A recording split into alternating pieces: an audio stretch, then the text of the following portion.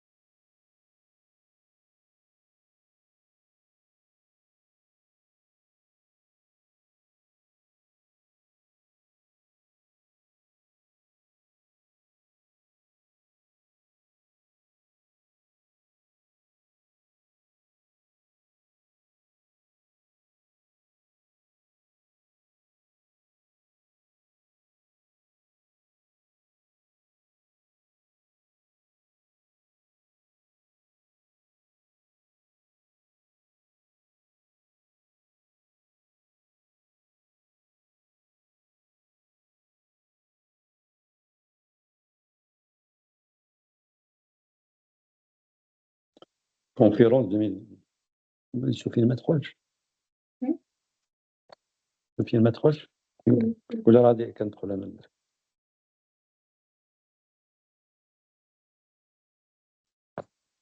Essayez de vous mettre en mute, s'il vous plaît.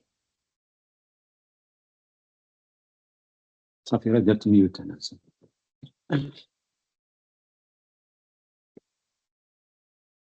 خدي.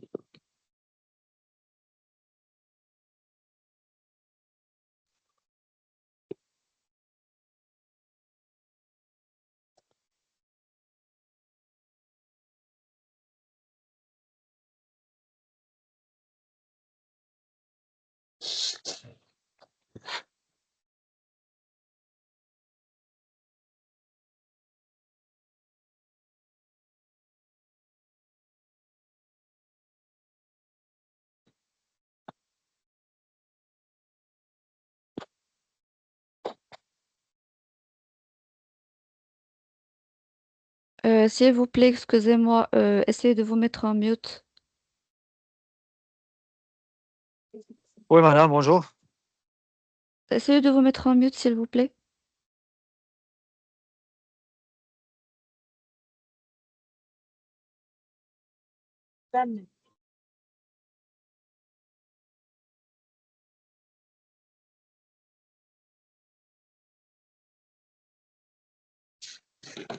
J'ai déjà mis en mute.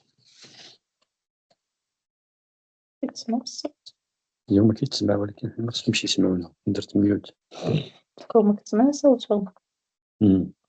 باقي ما تحضرش والّا خصنا ما ركزش؟ Ouais, ça va.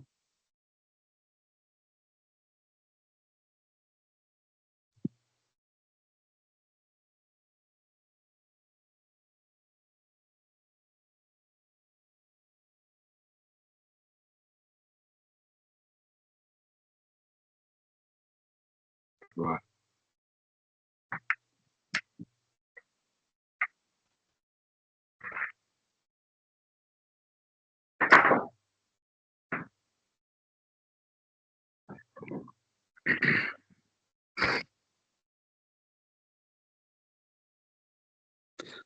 عندهم اللي دخلوا لدابا.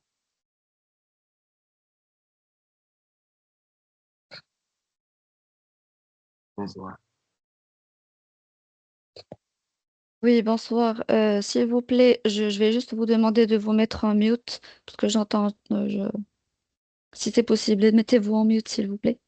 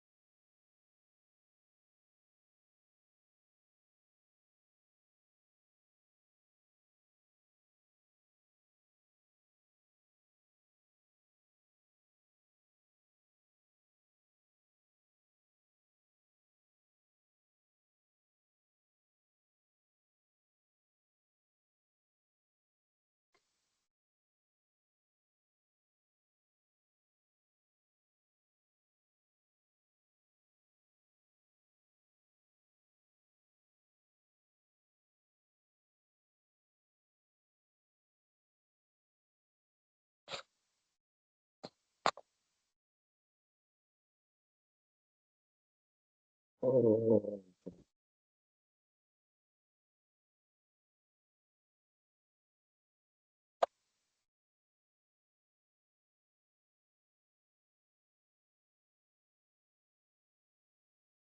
Comment ça?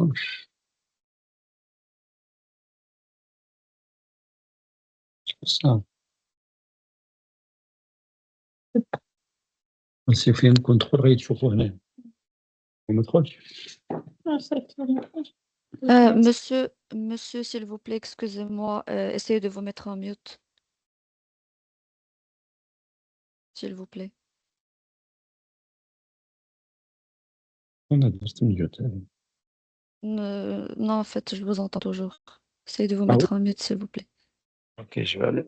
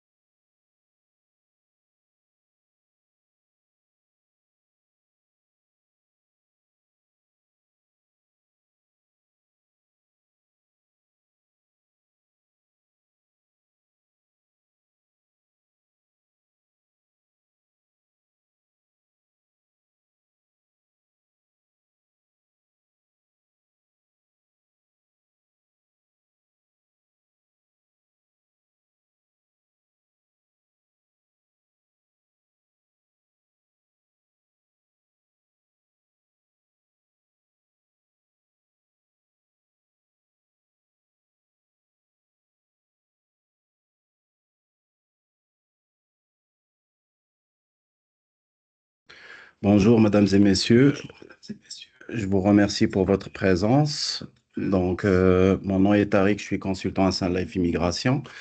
Aujourd'hui, on va pouvoir en parler un petit peu sur les nouvelles règles d'immigration, les changements qui ont eu récents. Je sais qu'il y a pas mal de gens qui étaient un petit peu inquiets sur ce qui est arrivé à partir du 6 novembre. Je suis ravi de vous présenter les changements majeurs qui sont apportés à l'immigration québécoise pour les 4 prochaines années.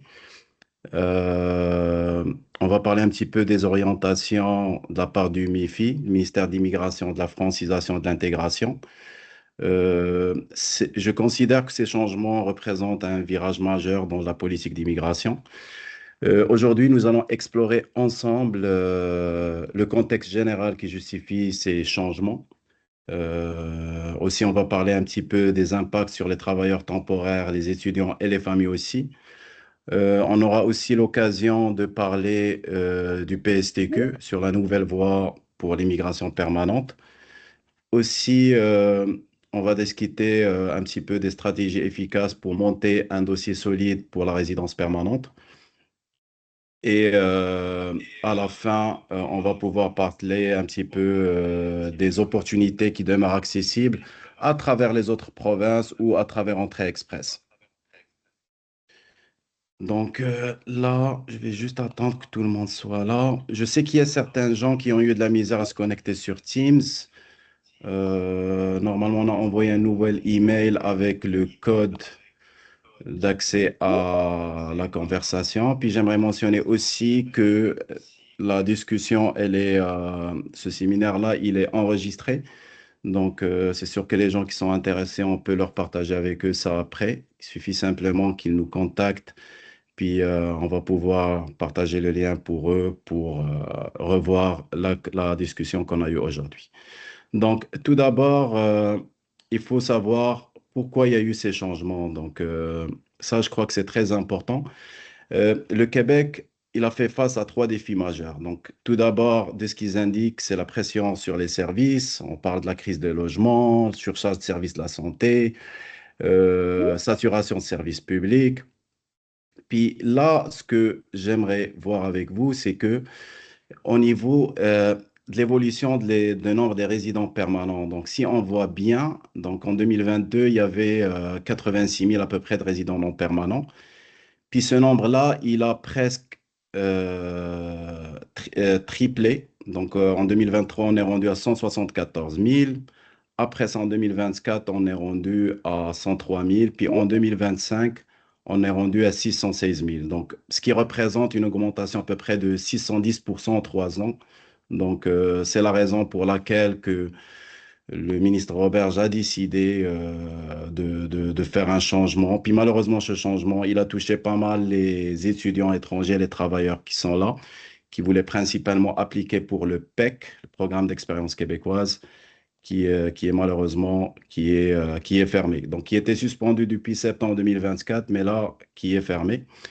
Euh, donc, Au fond, il faut savoir que pour le gouvernement, il a fixé 3 objectifs clairs. Donc, tout d'abord, il veut réduire le nombre global d'immigrants, il veut assurer une meilleure intégration, puis il veut répondre aux besoins socio-économiques.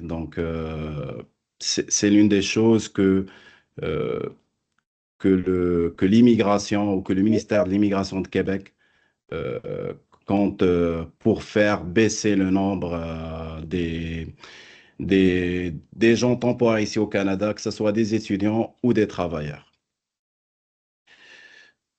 Voilà. Là, on a parlé des. Donc là, pour les plans, c'est sûr que il faut savoir qu'il y a le plan d'immigration fédéral, puis il y a le plan d'immigration provincial. Pour le plan d'immigration fédéral, si on voit bien ici, juste un instant.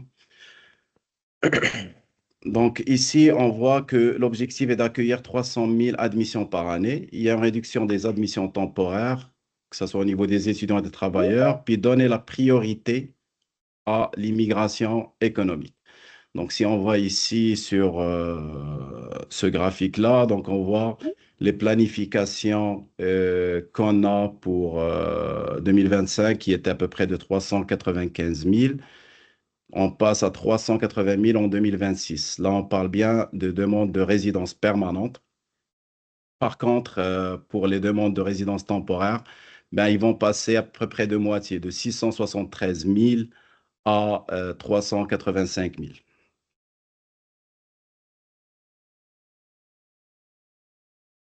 Donc, si on vient parler pour le plan de l'immigration de Québec, donc pour les planifications pour les 3 prochaines années, au fond, il y avait 3 scénarios qui étaient annoncés. Donc, il y avait un scénario d'accueillir 25 000 résidents permanents, ou 35 000 résidents permanents, ou 45 000 résidents permanents. Donc, finalement, ils ont pris la décision de prendre 45 000 résidents permanents, donner la priorité aux personnes qui sont déjà établies au Québec. Puis aussi, il y a eu des limites dans les volets économiques et familiales. Donc, ce qui veut dire que si on voit bien ici, ben, on va voir clairement que, il y a eu une baisse au niveau des demandes que l'immigration compte faire pour les gens qui souhaitent s'installer au Québec. Donc, ici, on voit clairement, juste un instant, donc si vous voyez avec moi, en 2026, l'immigration économique est de 26 000. En 2027, on va rester à 27 000. 2028, 27 000. 2029, 27 000. Là, on parle de l'immigration économique, mais sur l'ensemble de l'immigration, ben, on voit que le quota qui est établi de 45 000, elle va rester la même. On va accueillir dans le regroupement familial à peu près 10 400. Les travailleurs qualifiés, c'est eux qui vont prendre la grande part, donc ça va être 26 000 à peu près 175. Les gens d'affaires, 450. Et vous voyez bien les autres catégories économiques, 25 personnes. Pour les gens, pour les réfugiés, ben, on va accueillir un total de 6 200.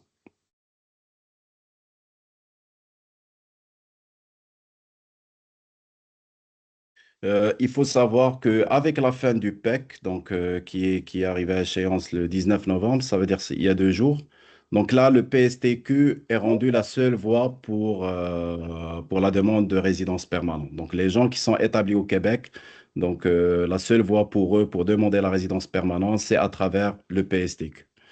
Donc là, un petit peu, c'est sûr que ça, comme j'ai dit, ça a impacté aussi au niveau des réfugiés. Il y a eu la suspension du parrainage collectif jusqu'au 31 décembre. Donc, ils veulent principalement se concentrer sur les gens qui sont établis là. Puis voilà. La même chose pour, si on vient parler pour les travailleurs temporaires. Donc, les travailleurs temporaires aussi, il y a eu une nouvelle exigence au niveau des tests de français. Donc, le niveau 4, il est exigé pour les gens qui souhaitent renouveler leur permis de travail fermé. Donc là, ils vont devoir passer un examen de langue en oral, expression orale et compréhension orale. Ils doivent atteindre un niveau 4. Aussi, pour les études d'impact sur le marché de travail, donc présentement dans la région métropolitaine de Montréal et Laval, on ne traite que le haut salaire. En dehors de ça, c'est le bas salaire, mais n'oublions aussi pas que la limite de 10%, elle est toujours applicable. Ça veut dire que les employeurs, ils ont un maximum de 10% de gens, de travailleurs étrangers qu'ils peuvent embaucher. Donc, ce qui veut dire, s'ils ont 10 personnes résidents ou citoyens ici, ben, ils auront le droit d'embaucher un. Donc, c'est sûr que ça a créé un impact. Puis, mais voilà, c'est ça la décision qu'ils ont prise pour réduire tout d'abord la capacité d'accueil.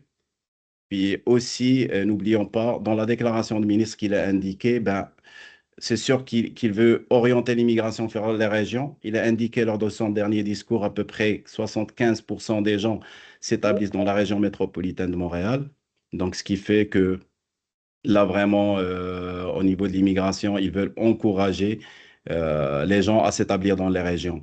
Est-ce que ça va être un critère qui sera applicable au niveau des invitations qui seront reçues? Je ne le pense pas, parce que principalement, puis on va voir ça durant cette conférence-là, pour les principaux critères de sélection au niveau du programme PSTQ, ça reste sur les 4 éléments: l'âge, les compétences linguistiques, l'éducation et l'expérience de travail, mais on va en parler de ça après. C'est sûr qu'il y a eu des critiques, donc que ce soit au niveau des compagnies qui sont établies ici, c'est sûr que ça va freiner la croissance économique.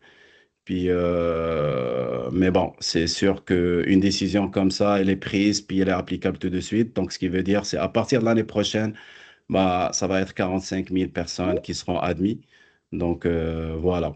Principalement, c'est à peu près 64-65% des personnes qui seront admises ici au Canada, au Québec principalement, ben, ils vont provenir de l'immigration économique. Ça veut dire à travers le PSTQ. Donc, c'est sûr que le Québec veut garder un contrôle sur sa politique de l'immigration. Puis voilà. Donc, là, on parle de présentement, si on va au niveau des travailleurs temporaires, ben, on a un nombre approximatif de 273 000 travailleurs temporaires. Donc, ce que l'immigration considère que c'est un petit peu beaucoup. La même chose, il y aura un impact pour les étudiants étrangers. Donc, pour les étudiants étrangers, on compte actuellement 71 000 étudiants dans les débuts de 2025. Il y a eu une réduction drastique pour 2025-2026. Aussi, les étudiants, il y a eu un impact au niveau de la demande de leur permis de travail post-diplôme. Donc, c'est devenu plus restreint. Puis aussi, c'est rendu très difficile de faire une dégradation, un changement d'un programme universitaire, un programme plus bas, que ce soit collégial ou professionnel. C'est sûr qu'il y a eu un impact sur la famille avec le plafond qu'on a indiqué. Donc, les délais sont prolongés. D'ailleurs, pour le regroupement familial, actuellement, il faut estimer un délai moyen de 2 ans au Québec, alors qu'ailleurs au Québec, il y a un délai de 1 an. Aussi, il faut noter que la demande de CSQ pour les gens qui appliquent pour le regroupement familial, de faire venir leur conjoint ou leur épouse, ben, malheureusement, la demande de CSQ, elle est suspendue jusqu'en juin 2026 parce que le plafond, il est atteint pour cette année, qui est de 2400 personnes. N'oublions pas qu'il y a des politiques d'intérêt public qui sont faites par l'immigration Canada. Donc, vu les délais qui sont un peu longs, du moment qu'on a l'acceptation de la demande de parrainage, ben, ces personnes-là, ils peuvent demander un visa visiteur qui peut prendre un maximum un délai de 1 mois de traitement. Donc là, pour un petit peu résumer les choses, donc comme on a expliqué, c'est que c'est sûr qu'il y a une priorité absolue au niveau des Québec maintenant. Le français est rendu un élément essentiel.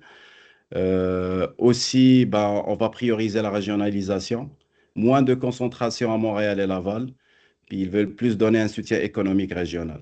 Pour les chiffres clés au niveau de l'immigration permanente, ben, ce qu'on peut retenir, c'est 45 000 admissions par année. Euh, Parmi eux, on a à peu près 62% d'immigration économique, à peu près 27 950. Le regroupement familial, 10 400. Puis les réfugiés et les motifs humanitaires, 6 200. Puis les autres catégories, on parle d'à peu près de 450 personnes, ce qui fait un total de 450 000. Ça, on parle d'immigration permanente. Au niveau de l'immigration temporaire, donc, il y aura une réduction qui va aller jusqu'à 65 000 personnes qui vont être admis comme travailleurs étrangers. Puis si on vient voir ici, on parle de 273 000, ben, on passe à 65 000. Pour les étudiants internationaux, ben, c'est sûr qu'il y a une réduction. Puis cette réduction, ça va paraître beaucoup dans les prochaines années, puis ça va impacter aussi les universités, puis aussi les collèges, parce qu'on s'entend bien que la plupart des grandes universités, ils sont implantés à Montréal, donc ce qui fait que ça va créer un impact. Au niveau fédéral, il ne faut pas oublier qu'au niveau fédéral aussi, il y a des objectifs qui étaient établis à 380 000 résidents permanents par année et aussi une réduction de moitié des admissions temporaires. Et on donne la priorité à l'immigration économique. Et n'oublions pas une chose qu'on va aborder après au niveau de l'immigration francophone dans les milieux anglophones. Mais il y aura un quota de peu près, c'était cette année de 8,5%, que ça va aller jusqu'à 10% d'ici 2027. Donc voilà, au niveau un petit peu des changements, des impacts qu'on a eu ou que les gens qui sont établis ici, donc une idée des changements qu'on a eu, que ce soit au niveau fédéral, au niveau provincial. Là, c'est sûr que si on passe pour parler pour le programme de sélection de travailleurs qualifiés, donc c'est rendu la voie la plus rapide pour les travailleurs au Québec de demander la résidence permanente. Bon, les points importants que j'aimerais mentionner tout d'abord, c'est que il remplace le programme Le PEC qui a pris fin. Euh, il est entré en vigueur en juillet de cette année 2025 et c'est le seul programme qui est ouvert. Pour les exigences générales, ben, c'est sûr qu'il faut avoir 18 ans et plus, avoir une intention réelle de s'établir au Québec, puis signer un contrat d'autonomie financière, l'attestation de valeur québécoise. Puis un autre point qui est très important, c'est le respect des conditions liées à son statut au Canada. N'oublions pas que, et c'est sur notre niveau, au niveau de notre bureau à Saint-Life, on a eu pas mal de ça. C'est que des gens qui avaient les expériences requises, qui avaient le niveau de langue requis, qu'ils étaient invités, mais malheureusement, ils n'ont pas respecté les conditions de leur séjour. Lorsqu'on dit respecter les conditions de leur séjour, ça veut dire qu'il y a eu un manquement à la loi. Le manquement de la loi, ça veut dire si cette personne-là, son statut, il expire, il a un délai de 3 mois de le rétablir. Et c'est très important de le rétablir parce que si on ne le rétablit pas, puis qu'on reçoit une invitation, que ce soit provinciale ou fédérale, ben, c'est sûr, à un certain moment, la demande elle sera rejetée pour la simple raison, c'est qu'on n'a pas respecté les conditions de notre séjour. Donc, c'est toujours très important de garder notre statut valide. Si on n'arrive pas à switcher ou à renouveler notre permis, ben, au moins qu'on demande une fiche visiteur pour garder un statut valide ici au Canada. C'est sûr, la demande de résidence permanente peut se faire de l'intérieur du Canada comme de l'extérieur. Donc, il n'y a pas une exigence précise que vous devez être au Québec au moment de l'application de la demande. Là, on va passer un petit peu pour la structure de ce PSTQ. Donc, le PSTQ, il est composé de 4 volets. Donc, c'est sûr, les volets les plus importants, où on a eu plus les invitations, c'est le volet 1, qui est haute qualification et compétences spécialisées. On a aussi le volet 2, compétences intermédiaires et métiers manuels. On a le volet 3, professions réglementées et le talent d'exception. On va parler un petit peu au cours de cette conférence, un petit peu plus en détail sur ces volets-là. Euh, Au niveau des critères de sélection, donc il y en a un barème, donc il y a jusqu'à 1200 points. Il y a 3 catégories. Catégorie A, capital humain. Catégorie B, les caractéristiques de l'emploi visé. Et la catégorie C, adaptabilité et intégration. C'est sûr, on va aller voir, juste pour vous donner une idée.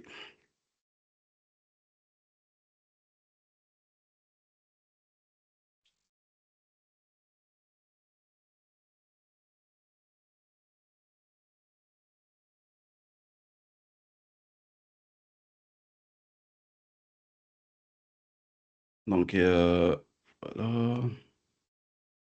Donc ici, ben, on voit d'ailleurs, c'est mise à jour de juillet 2022. Donc un petit peu une idée sur le pointage. Donc on a parlé du capital humain, donc les connaissances de français. Ici, on voit un pointage. Donc si la personne, il est tout seul ou si elle est pour qui l'accompagne, donc à ce moment-là, ben, le pointage, il est différent. Puis on voit clairement ici au niveau des tests de langue, le plus qu'on a, le plus de scores, le plus qu'on a, plus de pointage. La même chose pour l'âge. Donc, pour une personne qui a 33 ans, ben, il a 90. Le plus qu'on grandit de l'âge, le plus qu'on a moins de points. Ici, lorsqu'on a 45 ans, ben, on a plus de points. Aussi, l'expérience de travail. Donc, le plus qu'on a d'expérience de travail, ben, le plus qu'on a plus de points. La même chose pour les niveaux de scolarité. Donc, les diplômés de Québec aussi. Donc, n'oublions pas que le PSTQ, d'après les déclarations, parce qu'on n'a pas des chiffres exacts, puis on n'a pas euh, un historique. Comme j'ai dit, il y a eu 4 ou 5 invitations sur le PSTQ depuis juillet. À peu près 68 000 personnes qui ont appliqué. Sur ces 68 000, il y a 2% qui ont eu d'invitation. Donc, c'est sûr que le ministère, il a indiqué qu'il va prioriser les gens qui sont déjà établis ici. Donc, ça veut dire que les gens qui ont de l'expérience de la travail québécoise, puis les gens qui ont un diplôme de Québec aussi, c'est intéressant. Donc ici, on voit le pointage durant de l'expérience de Québec. Donc, on aura plus de pointage du moment qu'on a plus d'expérience. Ici, si vous voyez bien avec moi, donc la différence qu'il fait, c'est que le ministère de l'Immigration, il indique en quoi qu'on va prioriser ou les gens qui sont dans les régions, ils vont être priorisés. Mais la question qui se pose, qui est très importante, c'est que oui, les gens qui sont à l'extérieur de Montréal, ils vont avoir plus de pointage, mais à la base, un candidat qui a 2 ans d'expérience à Montréal, vis-à-vis un candidat qui a, par exemple, à Chicoutimi, qui est 1 an, ben c'est sûr que le candidat de Montréal, il a beaucoup plus de pointage. Donc, ce qui fait que oui, quelqu'un qui est dans la région, il aura plus de pointage, mais ça ne veut pas dire qu'il a une priorité sur quelqu'un qui est déjà établi ici à Montréal. Donc, voilà, donc ça aussi, vous pouvez l'avoir. Il suffit simplement, ça pour lorsqu'on ajoute l'époux et le conjoint, si on veut l'inclure dans la demande de résidence permanente. Ça nous donne une idée sur le pointage. C'est sûr que, au niveau de Québec, ils vont faire un outil de calcul de points qui n'est pas encore mis à jour, qu'ils n'ont pas mis. Au niveau de l'entrée express, c'est le cas. Je vais le partager avec vous plus tard. Mais présentement, sur le Québec, le seul moyen de calculer, c'est d'une manière manuelle. Mais après ça, je sais que ça va être possible de le faire directement en ligne.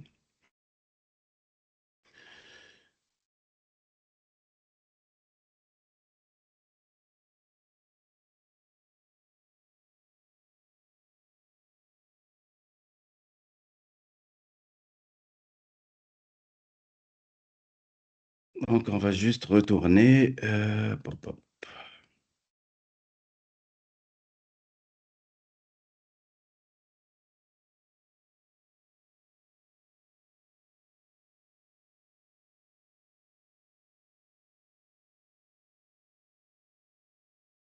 Donc là, on avait parlé sur la critère de sélection, sur le barème.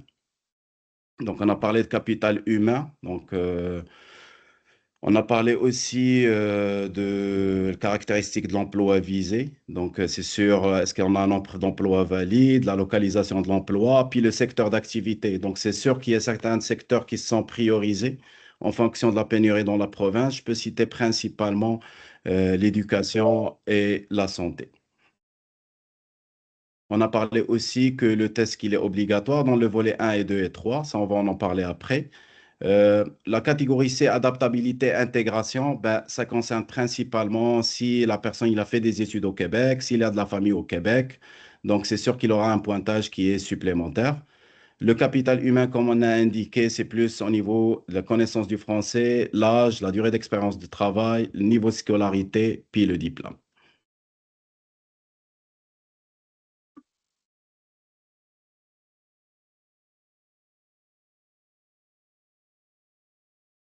Donc là, si on voit un petit peu pour les besoins le marché de travail, donc là, ce qu'ils indiquent principalement, donc comme je l'ai indiqué, donc ils vont être focalisés plus sur des domaines où il y a la pénurie, les gens qui sont diplômés au Québec, puis les gens qui ont des expériences de travail au Québec.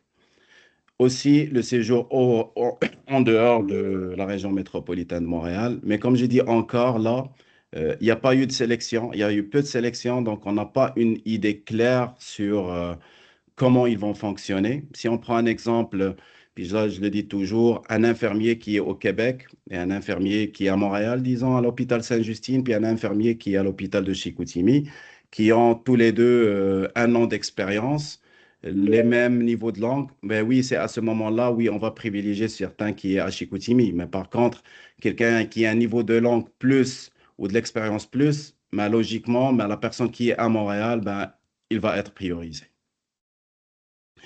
Là, avant qu'on passe pour les volets, je crois que c'est très important de mentionner un point, c'est regardant le volet. Avant qu'on détermine le volet, il faut savoir le profession. Et dans la profession, au Canada, on a le CNP. Le CNP, ça fait référence à la classification nationale des professions. La classification nationale des professions, ça nous permet tout d'abord de savoir le poste dans lequel on travaille. Est-ce que il est admissible à la résidence permanente ou non? Donc, pour le savoir, bon, on va faire ça les choses ensemble. Donc, je vais pouvoir encore partager avec vous l'écran pour qu'on puisse vous expliquer un petit peu comment ça marche au niveau du CNP. Je vais juste faire ça comme ça.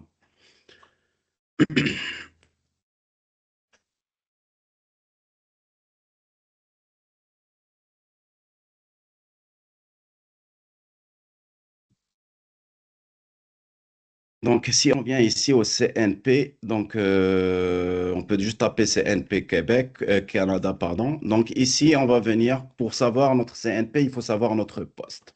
Donc, je vais prendre un exemple. Par exemple, on va faire adjoint administratif. Donc, dans adjoint administratif, donc, on voit la catégorie et on voit le CNP. Donc, il y a deux références. On voit toujours le deuxième chiffre. Si c'est 0, 1 ou 2 ou 3, c'est un poste qualifié. D'accord? Si c'est 4 ou 5, ce n'est pas un poste qualifié. Puis au niveau du PSTQ, il y a un volet, le volet 2, qui nous permet de demander la résidence permanente, même si on n'est pas un poste qualifié, ça veut dire 0, 1 ou 2 ou 3. Donc, il suffit d'aller sur le site, puis de faire trouver une classification nationale de profession. Puis à ce moment-là, on va taper, je sais pas, cuisinier, on va savoir qu'il est admissible 3, catégorie 3 peut voir, par exemple, serveur. On va faire serveur. Ben, serveur, c'est catégorie 5, donc ce qui veut dire que ce n'est pas admissible. Donc ça vous permet, la première étape, c'est de déterminer tout d'abord votre CNP. Et ça, c'est très important, que ce soit au niveau de la résidence permanente à travers le PSTQ ou aussi à travers d'autres volets comme candidat de province ou bien candidat de province ou à travers entrée express. Là, on va juste retourner ici.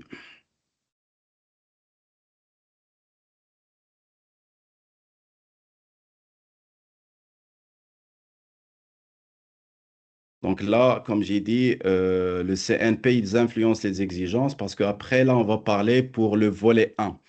Donc, comme on a expliqué, c'est qu'il y a 4 volets. Donc, il y a le volet 1, le volet 2, le volet 3 et le volet 4. Euh, pour le volet 1, il faut savoir qu'on a besoin d'être dans la catégorie 1 ou 2, avoir un an d'expérience au cours des 5 dernières années et on doit avoir un niveau 7 en expression orale et compréhension orale et un niveau 5 en expression écrite et la compréhension écrite. Donc, voilà. Donc, pour le volet 2, dont j'en ai parlé tantôt, poste non qualifié, 3 ou 4 ou 5, ça nous prend 2 ans d'expérience, dont un minimum de 1 an au Québec. D'accord? Puis on doit avoir un diplôme secondaire et on doit avoir un niveau de français minimum de 5.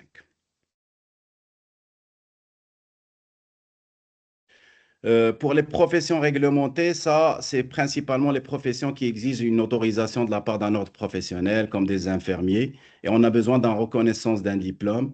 Puis le niveau de français, il va dépendre de la catégorie. Donc, si c'est la catégorie 0, 1 ou 2 ou 3, ça va nous prendre un niveau 7 en expression orale, compréhension orale, un niveau 5 en expression écrite, compréhension écrite. Si c'est une catégorie 3 ou 4 ou 5, ben, ça va nous prendre un niveau 5 en français. Le talent Tarek, si tu d'excellence. me permets une seconde, c'est Michael. Ça va? Oui, Michael, si tu peux. Oui, je vous écoute, Michael, oui. Oui, rapidement, dès que s'il y en a parmi ceux qui sont présents, qui ont besoin d'un accompagnement en termes de linguistique, s'ils sont des clients à toi, ben, ils peuvent bénéficier, on peut trouver des dates plus proches, on peut les accompagner dans les inscriptions en tant qu'ils passent par toi. Pour les TCF ou bien pour les TEF, pour les IELTS, ben, c'est ça, juste me contacter en disant que ça vient de toi, puis on va les accompagner au niveau des inscriptions au TCF, au TEF. Merci. Bon, enfin, À juste pour l'accompagnement. mentionner, Monsieur Michael Rodriguez, ben, c'est le propriétaire et le président de Collège OLC. Donc, Collège OLC, c'est un collège de cours de langue et qui offre des tests de français. Donc, il est établi ici à Montréal. Donc, comme il l'a indiqué après, donc, vous pouvez le mentionner, la référence, que vous avez participé à la conférence, vous êtes Sun Life Immigration. Puis, je crois, Michael, que vous êtes en mesure de leur offrir de l'aide au niveau des cours de langue, puis aussi d'accélérer la possibilité qu'ils passent un test de langue le plus rapidement possible, c'est bien ça? C'est en plein ça. Ouais.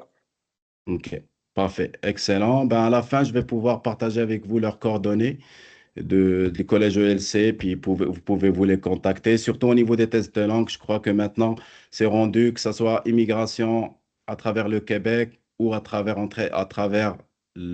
dehors du Québec, à travers une province ou à travers Entrée Express, ben, ça vous prend un test de langue. Donc, je crois que le collège ELC, il peut vous aider dans la préparation du test, puis aussi de pouvoir passer le test directement avec eux. Exactement. Merci, Michael. Si jamais vous avez besoin vous cherchez des réponses pointues concernant le niveau de langue, les tests de langue, mais juste nous contacter. de la part de son Life Canada, puis on va être en mesure de vous aider. Merci beaucoup. Je suis ici à l'écoute. Merci, Michael. C'est bien gentil de votre part. Merci, Michael. Merci à vous pour la confiance. D'accord, merci. Donc là, on avait parlé, j'ai pas pris beaucoup de temps de parler du talent d'exception parce que les invitations sont minimes, mais ça consiste plus pour des profils avec une expertise exceptionnelle et qui ont un minimum de 3 ans en 5 ans d'expérience. Ça peut concerner des artistes internationaux, des sportifs, des chercheurs. Donc, j'indique encore une fois pourquoi ces volets-là sont importants. Tout d'abord parce que au niveau de l'éligibilité et au niveau des documents requis, puis l'impact sur les chances de la réussite.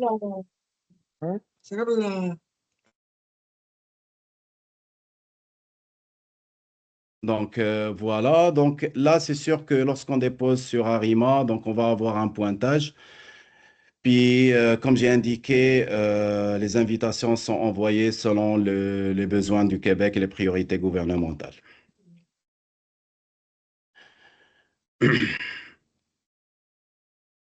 Donc, lorsqu'on reçoit une invitation sur Arima, on a 30 jours pour l'accepter. Si on refuse, ben, la déclaration d'intérêt sera annulée.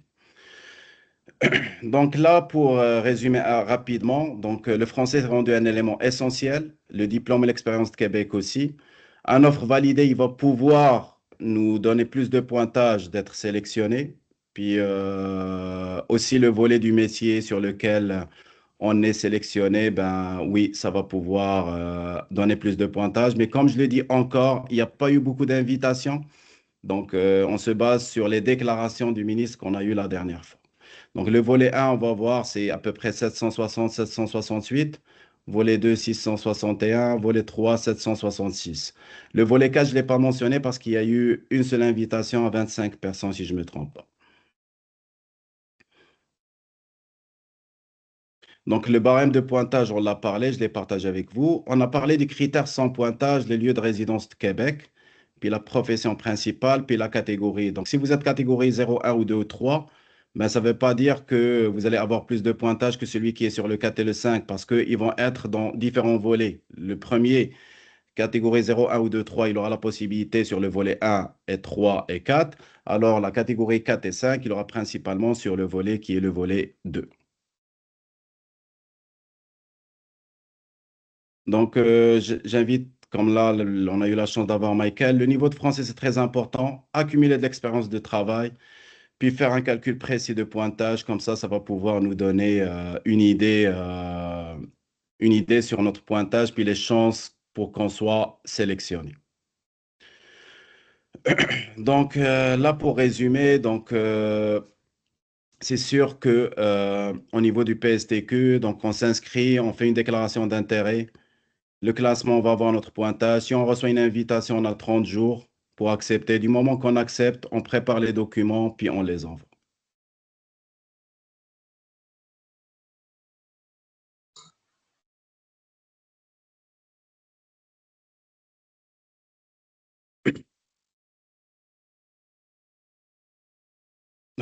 Là, c'est sûr que on va parler un petit peu de l'entrée express et le programme des candidats de province, parce que je crois que c'est très important. C'est un moyen, je ne vais pas dire de contourner, mais que les gens qui sont établis au Québec, puis veulent évaluer toutes leurs chances de demander la résidence permanente, ben, entrée express, c'est une possibilité, ou à travers le programme des candidats de province aussi, c'est une possibilité. Euh, Bon, comme j'ai indiqué tantôt, c'est qu'on veut atteindre à peu près 10% de l'immigration francophone en dehors du Québec. Il y a des programmes candidats de province, programmes pilotes d'immigration dans les communautés francophones. On va en parler au cours de cette conférence. Oui, Bon, excuse-moi, Tarek, je vais juste t'interrompre. S'il vous plaît, si vous avez des questions, essayez juste de les prendre en note et les laisser jusqu'à la fin de la conférence. Comme ça, on va répondre à l'ensemble des questions. Merci beaucoup. merci Lamia. Donc là, juste pour que je continue, pour l'objectif du gouvernement fédéral, donc c'est sûr qu'ils veulent encourager l'immigration francophone dans le milieu anglophone, puis aussi pour créer une diversité linguistique, créer des travailleurs bilingues, assurer une meilleure intégration, puis un enrichissement culturel pour les communautés locales, surtout dans les régions éloignées. Donc là, on va parler un petit peu de Entrée Express. Donc l'Entrée Express est un programme qui est régi par le fédéral. Euh, L'un des avantages d'Entrée Express, c'est un programme qu'on peut avoir la résidence permanente dans un délai qui peut aller de 6 mois à 1 an. Donc, c'est rapide, par exemple, par rapport au PSTQ, que le PSTQ, il peut prendre de 1 an à 1 an et demi. Du moment qu'on a les CSQ, là, on va demander la résidence permanente. Euh, Puis, il y a la sélection des meilleurs candidats dans la résidence permanente. Puis là, on va retourner sur une chose très importante pour les programmes qui sont gérés par Entrée Express. Entrée Express, on a trois programmes. Le programme travailleur qualifié fédéral, le programme métier spécialisé et la catégorie d'expérience canadienne. Le programme de travailleur qualifié fédéral, c'est pour les gens qui ont au moins 1 an d'expérience en dehors du Canada sur les 10 dernières années ou au Canada aussi, et un test à un niveau de langue 7 dans les 4 compétences. Et ils doivent être réussis dans un seul examen. Le métier spécialisé, ben, ça concerne plus les gens qui sont à l'extérieur, qui ont des métiers spécialisés. Puis l'autre point, c'est la catégorie d'expérience canadienne. Celle-là, elle est dédiée pour les gens qui ont au moins un minimum de 1 an d'expérience canadienne au Québec ou au Canada. Donc, ils sont éligibles à faire une demande de résidence permanente à travers Entrée Express. Donc ici, j'aimerais juste voir avec vous une chose pour le score. Donc, je vais juste partager ça encore avec vous.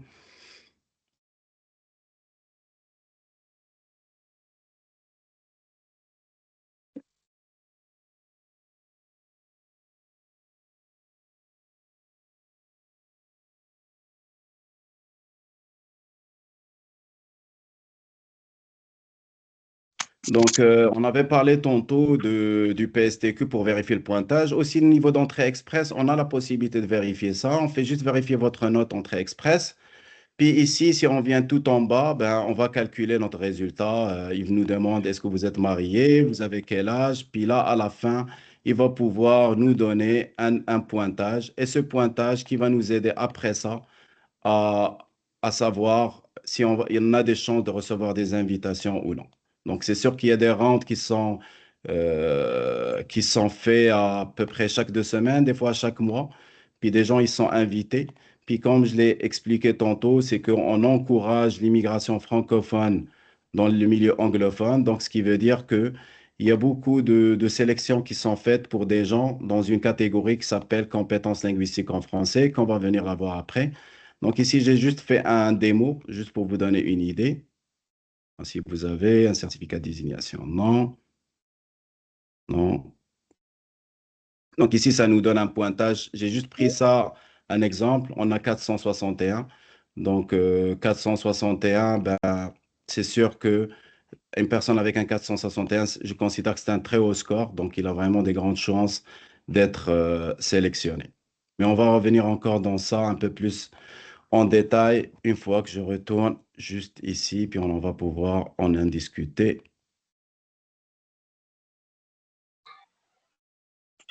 Salut. Allô? Oui, s'il vous plaît, essayez de vous mettre en Oui. mute. Si vous avez des questions, on va les laisser à la fin, s'il vous plaît.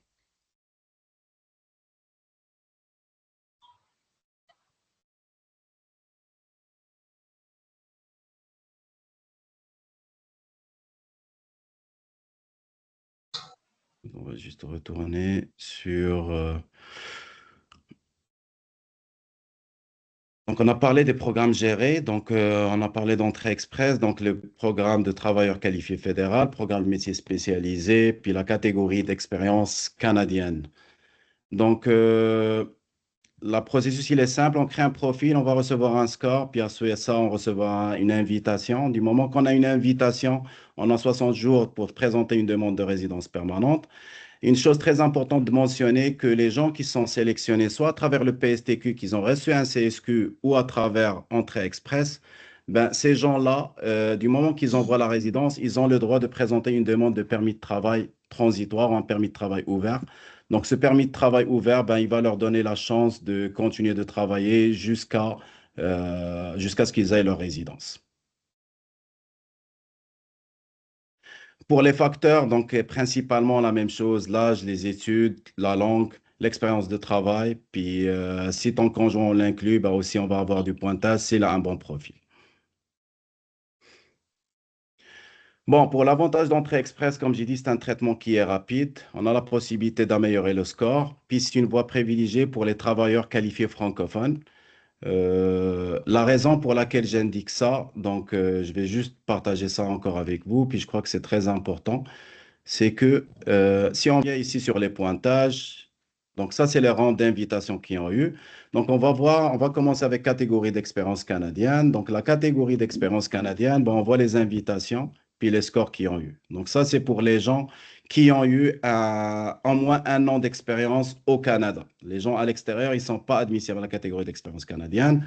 Par contre, si on voit compétences linguistiques en français, ben vous allez voir. Puis moi, le score qui me reste dans la tête, c'était, bon, on prend cette année pour le 2025, vous allez voir, c'est qu'on a eu le 21 mars 379, 7500 invitations qui sont envoyées. Donc, ce qui veut dire que si le premier niveau de langue est le français, ben ces gens-là, ils ont beaucoup plus de chances d'être sélectionnés à travers Entrée Express, compétences linguistiques en français. Ils auront beaucoup plus de chances.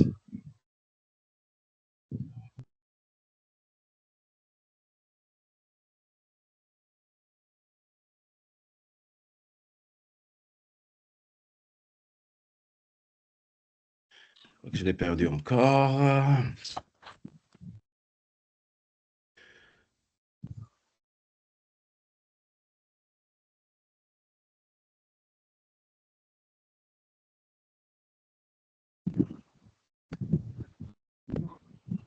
Donc là, on avait dit que pour Entrée Express, donc ça prend un délai de 6 mois à 1 an. C'est un système transparent par rapport au PSTQ parce qu'on sait déjà la personne du moment qu'il a, qu'il a son score, on estime les chances qu'il va pouvoir avoir pour être sélectionné.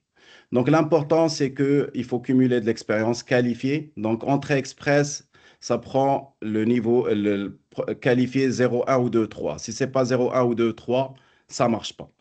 Il faut passer les tests de langue. Le test de langue, il est valide pendant une période de 2 ans. Donc, ce qui fait que ça serait très intéressant que les gens ils passent leur test de langue.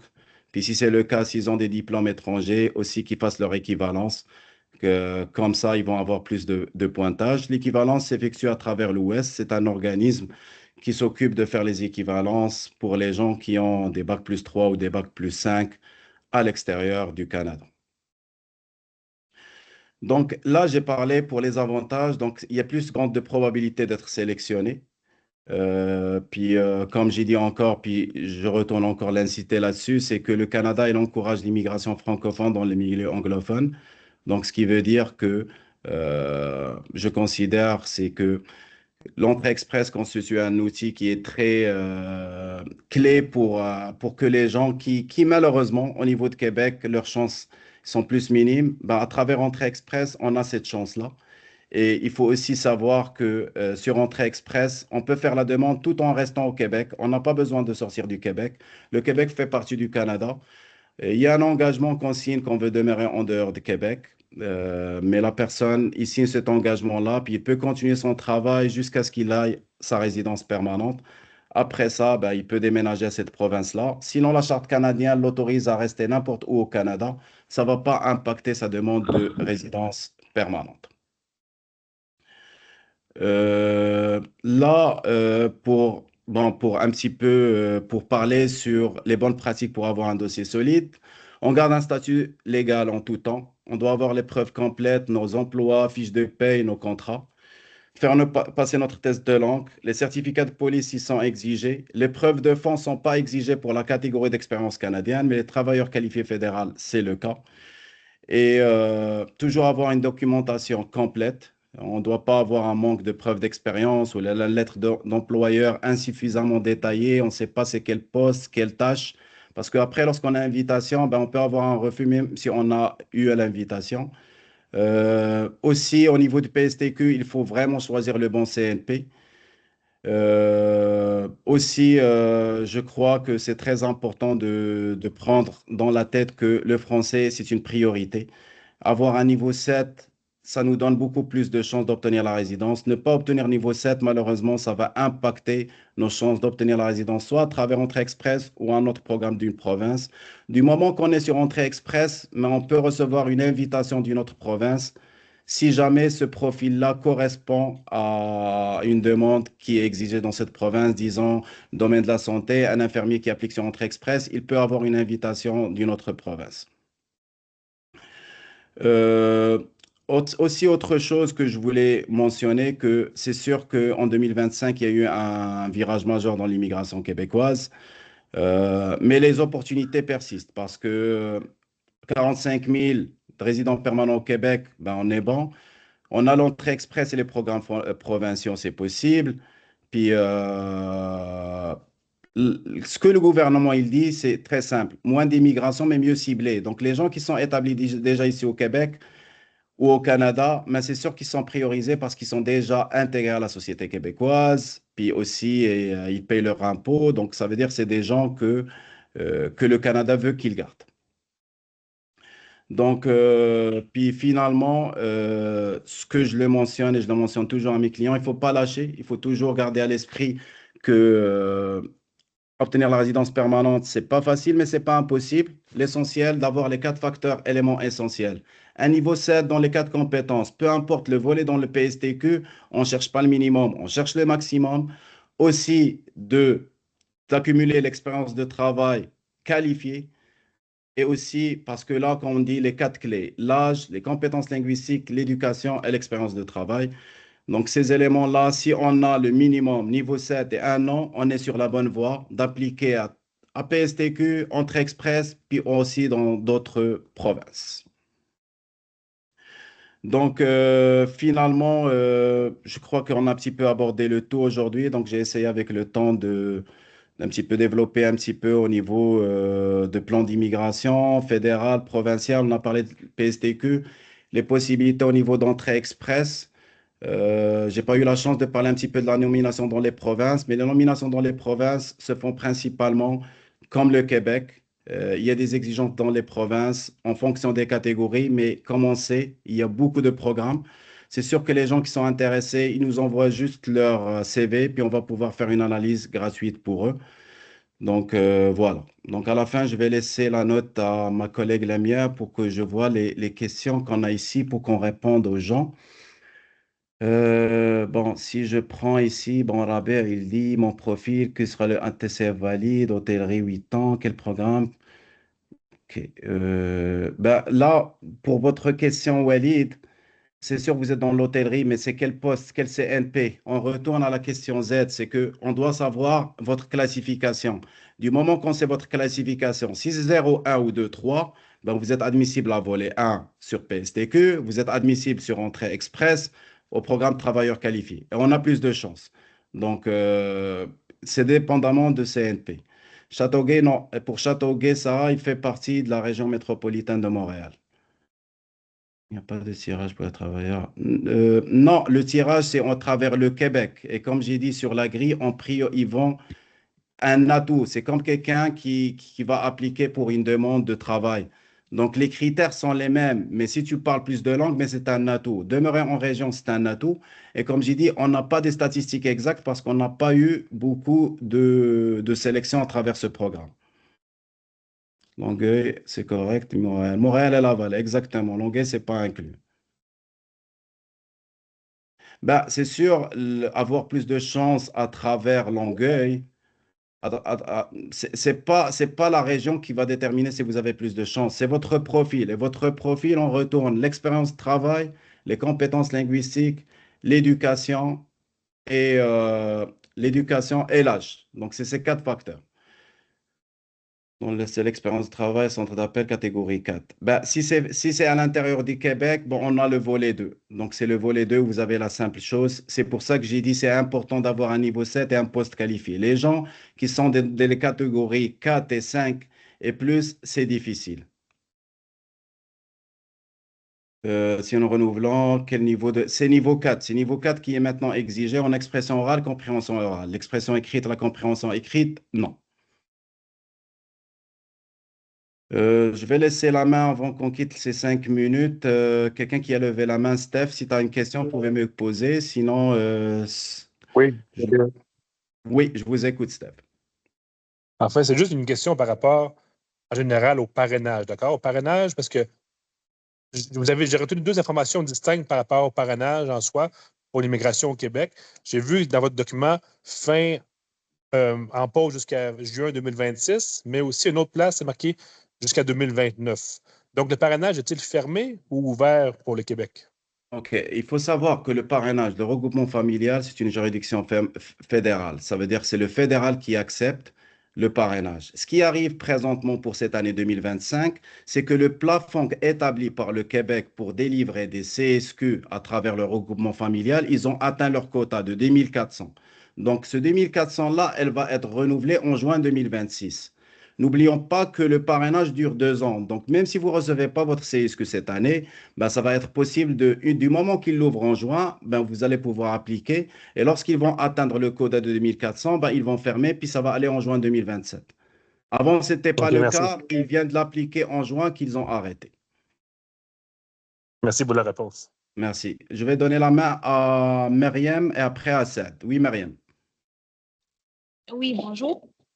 En fait, Oui. mon cas, j'ai déjà fait un DEP en secrétariat et maintenant j'ai terminé mon DEP. Donc, je ne veux pas faire l'ASP. Dans mon cas, le PTPD, donc ça va être 1 année et demie, je pense, pour le PTPD. Oui, vous allez l'avoir pour le permis de travail post-diplôme, vous allez l'avoir selon la durée de vos études. Ça veut dire que vous avez étudié 1 an. Probablement, les DEP, ils vont avoir 2 ans. Je comprends bien que vous ne voulez pas faire l'ASP parce qu'il n'est pas admissible au permis post-diplôme, donc ça ne sert à rien de le faire. Oui, Ouais. vous allez avoir cette durée. Je crois que vous allez avoir 2 ans. Puis, durant ces 2 ans-là que vous allez avoir, ben, essayez d'avoir une expérience qui est qualifiée.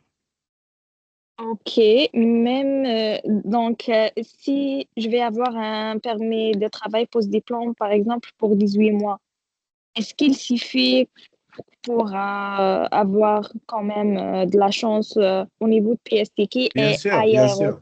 Bien sûr, on a besoin d'un minimum de 1 an d'expérience. Ok, mais en secrétariat, je pense comme un poste de secrétaire, il suffit pas. Non, secrétaire médical, oui, c'est un poste admissible. C'est un niveau 3, RER 3.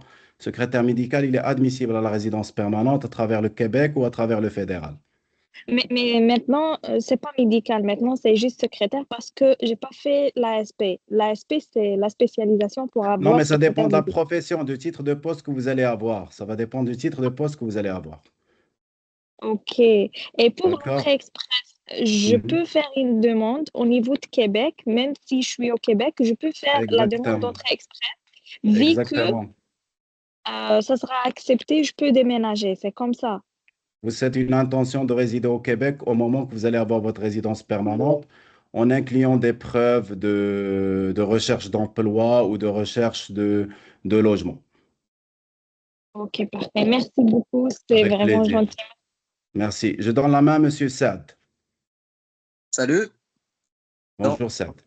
ma question, c'est que moi, j'ai 1 an d'expérience en assistant gérant dans un dépanneur avec un Mhm. niveau C1 en compréhension orale et B2 en écrit, avec un DEP et aspect secrétariat médical comme tout le monde. Mhm. Et mon âge, c'est 21.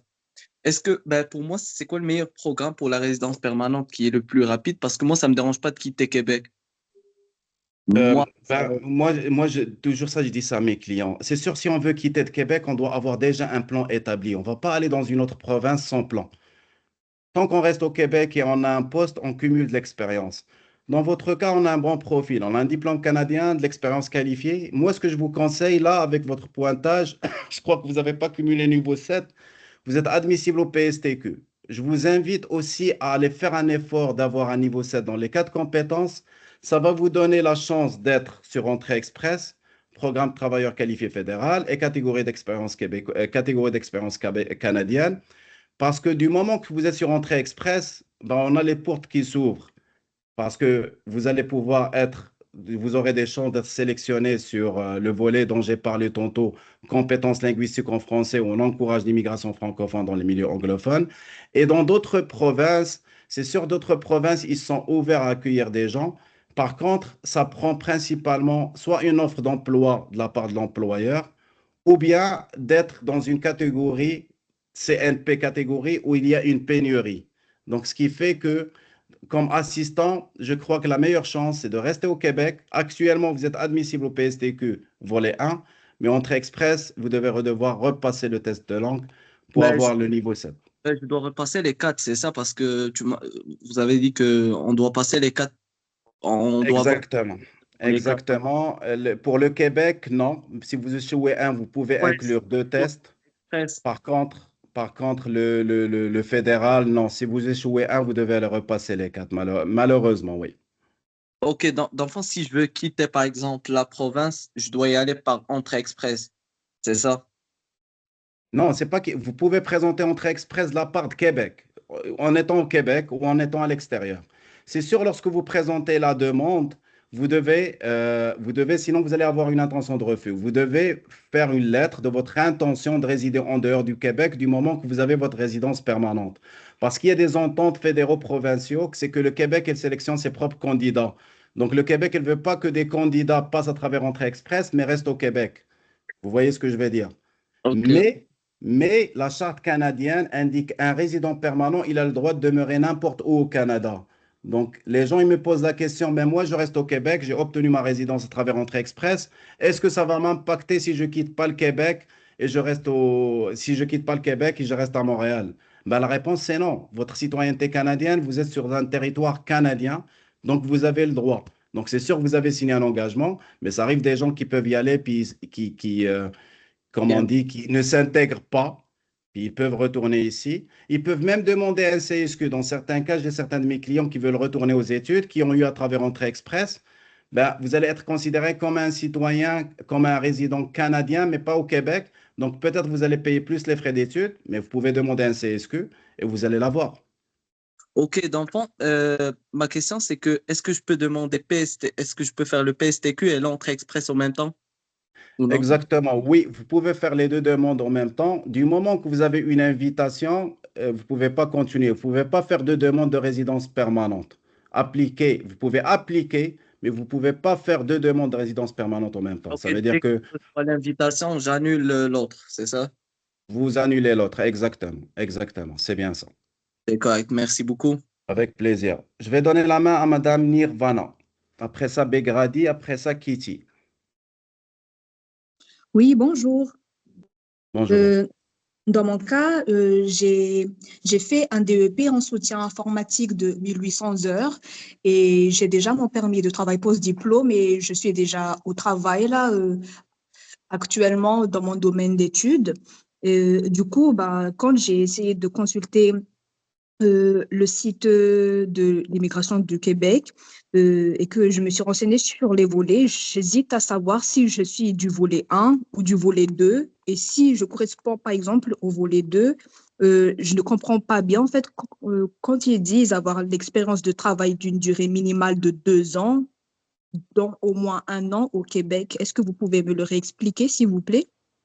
D'accord. Donc là, vous me parlez que vous êtes présentement, vous êtes dans un travail, puis c'est pas la catégorie 0, 1 ou 2, 3. C'est bien ça. Zéro- vous Là, parlez du... présentement, présentement, vous travaillez, n'est-ce pas? Oui. D'accord. C'est quoi le travail que vous faites actuellement? En ce moment, je vais bientôt basculer en technicienne de réparation. Ben, technicien de réparation, c'est un RER. Vous êtes admissible, technicien de réparation. Je vais juste voir. D'ailleurs, je vous l'ai montré. Donc, on va le refaire encore une fois. Comme ça va donner une idée aux gens comment on va faire. On va travailler un cas concret. Donc, on va y aller ici. Euh, donc, vous m'avez dit technicien en comptabilité, c'est bien ça? Non, en réparation. Réparation de produits comme des ordinateurs, des smartphones. D'accord. Donc, vous pouvez faire sur Google technicien en réparation CNP 2021. Puis votre CNP, ça va être 72 410. Donc le CNP 72 410, ce qui veut dire que si on vient voir 72 410, le deuxième chiffre, donc vous êtes admissible au volet 1 et volet 2. Parce que volet 1, il demande catégorie 0, 1 ou 2. Puis le volet 2, non, pardon, vous êtes admissible au volet 1 qui demande 0, 1 ou 2. Pour le volet 2, c'est plus 3 et 4 et 5. Donc, vous êtes admissible au volet 1. Ça vous prend un niveau 7, niveau 7 en compréhension orale et expression orale et un niveau 5 en expression écrite et compréhension écrite. Et vous devez avoir cumulé 1 an d'expérience au cours des 5 dernières années. Pour le volet 2, c'est là où on demande, pour les catégories 3, 4 et 5, c'est le volet 2, c'est là où on demande de l'expérience qualifiée, au moins un minimum de 1 an au Québec. Je vais juste repartager ça pour voir. Je ne sais pas, est-ce que vous avez bien compris Nirvana ou non? Oui. Juste venir ici. Donc là, vous m'avez parlé Nirvana, on a vu. Donc le deuxième chiffre, vous êtes 2. Donc vous êtes admissible là ici. Donc ça nous prend 1 an d'expérience aux 5 dernières années. Un niveau 7 en oral, expression orale, compréhension orale. Un niveau 5 en expression écrite et compréhension écrite. Le volet 2, c'est 3 et 4 et 5. Ça nous prend 2 ans d'expérience, dont 1 an au Québec. Ça veut dire le volet 2, si les personnes ils sont à l'extérieur du Canada, ils n'ont pas. Même à l'extérieur du Québec, non. Donc voilà. Aussi, une chose que j'ai oublié de mentionner qui est très importante, c'est que n'oublions pas une chose qui est très importante, que j'aimerais la mentionner aussi, c'est que au niveau des tests de langue, c'est sûr que le Québec, elle accepte le TEF Canada, le TCF Canada, le TEF Québec, le TCF Québec. Entrée express, ce n'est pas le cas. Entrée express, ça prend uniquement le TEF Canada ou le TCF Canada. Le reste, ils ne sont pas acceptés. Et pour le niveau de langue, ça prend le IELTS. Donc là, je vais donner la main à M. Begradi. Monsieur Begradi, est-ce que vous m'entendez? Oui, bonsoir, bonsoir Tariq. Bonsoir.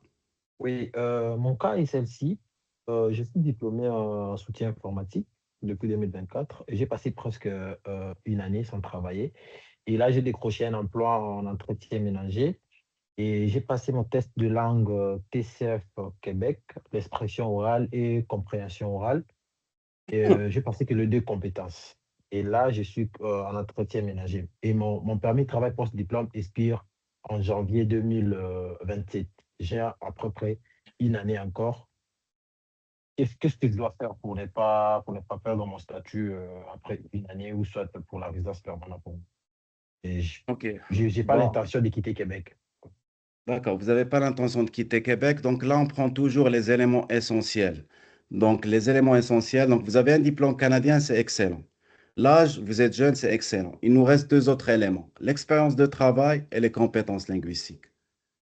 Vous voulez rester au Québec, vous voulez appliquer à la résidence permanente, vous devez avoir, et moi je le dis à mes clients, il faut avoir un niveau 7. Un niveau 7, c'est la base. Si vous n'avez pas de niveau 7, ça va être difficile d'aller chercher la résidence permanente. Et le test de français, ce n'est pas un test qui est difficile, il suffit juste de préparer. Il y en a des tests en ligne que les gens peuvent se préparer, puis ils peuvent aller passer le test. Donc, on a besoin de l'expérience qui est qualifiée. Je ne veux pas parler de volet 2, 3, 4 et 5, 1 an. On n'aura pas beaucoup. On parle de choisir des gens qui sont qualifiés. Quelqu'un qui a de l'expérience 3, 4 et 5, il sera limité au volet 2 PSTQ, ou bien il doit avoir une offre d'emploi d'une autre province, et cette autre province, à ce moment-là, oui, il peut appliquer. Sinon, c'est difficile. Moi, dans votre cas, je vais aller essayer de trouver un travail qualifié le temps que j'ai mon permis de travail. Aussi, je dois m'assurer d'avoir un test de langue requis. Il est valable pendant une durée de 2 ans, donc vous pouvez dès maintenant se préparer. Puis, en dernier lieu, si vous allez avoir d'ici l'expiration de votre permis, si vous allez recevoir une invitation, vous allez être admissible à présenter une demande de permis de travail ouvert, transitoire. Si vous ne recevez pas, ben, vous allez avoir 2 choix ou 3 choix. Demander un fiche visiteur pour garder un statut valide ici, ou de chercher une offre d'emploi pour demander une offre d'emploi. Là, on va passer à travers un UMT, étude d'impact sur le marché de travail, un CAQ et un permis de travail fermé, ou bien de retourner aux études à nouveau. Donc, les choix, ils sont clairs. Tu dois garder le statut valide en même temps, tu fais ta demande de résidence permanente. N'oublions pas qu'on n'a pas le droit de faire deux demandes de résidence permanente ou deux demandes de résidence temporaire en même temps. Par contre, on a le droit de présenter une demande de résidence temporaire et une demande de résidence permanente en même temps. Donc, oui, oui, est-ce que j'ai répondu à ta question, Begadi? C'est juste que moi, j'ai fait le test de français, comment on appelle ça? Expression orale et compréhension orale. Expression orale, je crois, c'est C1. Et puis, la compréhension orale, c'est B2. C'est juste le 2 que je fais. Est-ce que je dois refaire le test ou soit ce que Pour j'ai ne là, c'est bon? pas, comme j'ai dit, puis ça, je crois on ne doit pas se concentrer uniquement sur le PSTQ. On sait qu'ils vont sélectionner 45 000, mais on ne doit pas se concentrer sur le PSTQ un seul volet. On doit développer toutes les options possibles. Toutes les options possibles vont être le cas lorsqu'on obtient un niveau 7. Ça ne veut pas dire que vous n'êtes pas admissible. Vous êtes admissible à la résidence permanente, mais vos chances par rapport à quelqu'un qui a un niveau 7, ben lui, il a plus de chances que vous. Mis à part si vous avez 5 ans d'expérience. Donc, comme ça, vous allez pouvoir rattraper un peu. Avec le test, le niveau de langue que vous avez actuellement, ben, vous êtes juste sur le PSTQ. Vous ne pouvez pas faire entrée express. Puis moi, comme j'ai indiqué, j'invite mes gens. Et nous, au niveau de Sun Life, on a beaucoup de gens qu'on a arrivé à avoir leur résidence permanente à travers entrée express, catégorie d'expérience canadienne ou compétences linguistiques en français. Les gens qui ont eu le PEC fermé, c'est le moyen le plus rapide, le plus fiable pour obtenir la résidence. Le PSTQ, ils l'ont ouvert. On n'a pas de statistiques. Et moi, je dis à mes clients, écoutez, peut-être d'ici un an, on va savoir comment ça fonctionne le PSTQ, c'est quoi les éléments sur lesquels il se base pour avoir une invitation. Mais jusqu'à là, on a juste le discours du ministre. On se base sur ces informations de dire, ben, ils vont sélectionner dans les régions, ils vont sélectionner dans le domaine de la santé, mais on n'a pas des invitations réelles pour qu'on puisse faire une analyse complète et vous donner un avis de dire, ben oui, oui, restez sur le PSTQ. Pour tout de suite, essayez de travailler le test de langue et d'avoir un an d'expérience. Du moment que vous avez un an et le niveau 7, ben là, les chances, il augmentent. Ok, merci beaucoup, tu as répondu. Merci, Begradi. Je vais donner la main à Katie. Après ça, Amine Berkali. Après ça, Nouha. Après ça, Douria Younsi. Oui, bonjour. Alors, j'ai une question. Ma question, c'est que je viens ici et j'ai étudié dans le collège, c'est graphic design, c'est en AEC. Alors, ma question, c'est est-ce que dans le collège, est-ce que c'est moi, c'est dans le volet 2? Excuse-moi, je n'ai pas bien Volet compris ta 2 question, ou Katie. comment je peux savoir si je suis dans le volet 1 ou 2 ou 3? D'accord. Vous allez le savoir en fonction de votre poste de travail. Donc, je ne sais pas si vous étiez avec nous depuis le début. Donc, j'avais indiqué, je crois que ça serait important de le montrer à nouveau. Comme ça va vous donner une information. Un instant. Je veux juste confirmer. Tu veux juste confirmer que c'est bien dans le Ah oui, volet. mais j'aimerais vous montrer, comme ça vous allez avoir l'information. Moi, je trouve que vous avez l'information, c'est plus facile. Donc, si vous faites sur Google, trouver la classification nationale des professions, vous allez venir ici. Vous allez essayer de trouver le titre de votre poste. D'accord? Je prends un exemple, cuisinier. Donc, si on fait cuisinier, ben, on va voir, vous allez voir que vous êtes sur la catégorie 3. D'accord? Donc, si on retourne ici, vous êtes sur la catégorie 3. Donc, si on retourne ici,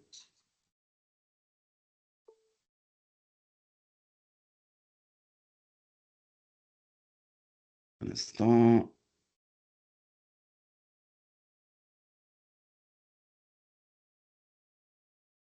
Si on retourne ici,